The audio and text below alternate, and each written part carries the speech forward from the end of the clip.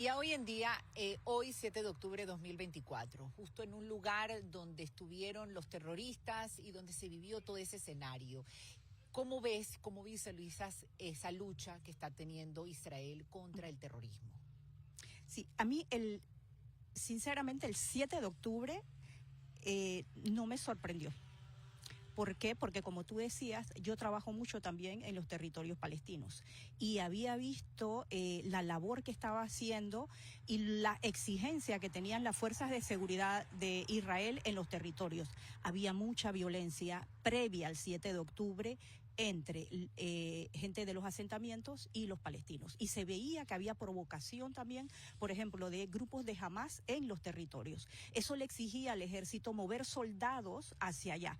Ahora, yo trabajo mucho en el área consular.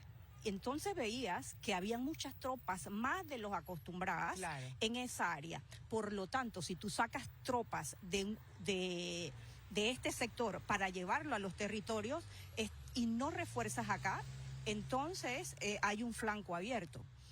Otra cosa que no me sorprendió, que se ha mencionado mucho el nivel de agresividad de cómo Hamás atacó, pues no, porque justamente si veías todas sus propagandas, el lenguaje de ellos era violento, Claro. te estaba avisando que lo que pensaba sobre el Estado de Israel, destruirlo, acabar con el sueño del sionismo, nunca fingieron que estaban dispuestos a negociar con Claro. esa propuesta. Y ya para finalizar, ¿qué mensaje?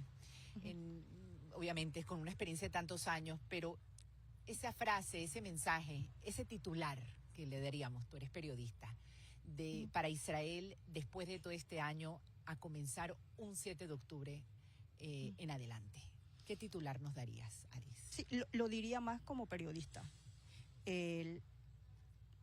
A veces, a nivel de ejército, tú puedes tratar de acabar a tu enemigo que está armado y te va a atacar.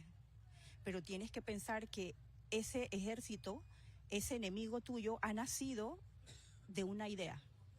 Entonces, lo más difícil de atacar es la idea, la raíz. Y no hay justificación. Por ejemplo, el presidente Abu Mazen ha dicho, cuando jamás ha intentado justificar que el precio de los muertos del lado de Gaza es el precio de la libertad del pueblo palestino, el presidente Abu Mazen ha dicho que jamás no es quien le pone precio a la sangre del pueblo palestino. Entonces, lo difícil aquí de atacar es la idea de donde nace ese grupo radical. Exactamente. Gracias, Adi Jurieta. Has hecho un trabajo realmente impecable en la diplomacia panameña aquí en Israel. Una experiencia tremendamente enriquecedora la que has tenido a lo largo de estos años. Has dado una gran representación del mundo latinoamericano porque sabemos muy bien que toda la diplomacia latinoamericana admira mucho esa labor y agradecemos enormemente el esfuerzo de un día como hoy tan difícil, haberte conectado con nosotros para poder llegarle a todo ese público latinoamericano tan bueno, tan amable que nos acompaña. Muchísimas gracias por estar con nosotros en la ciudad de Sderot. Bueno, y a ustedes felicidades por el programa. Gracias, gracias. Hola, bienvenido.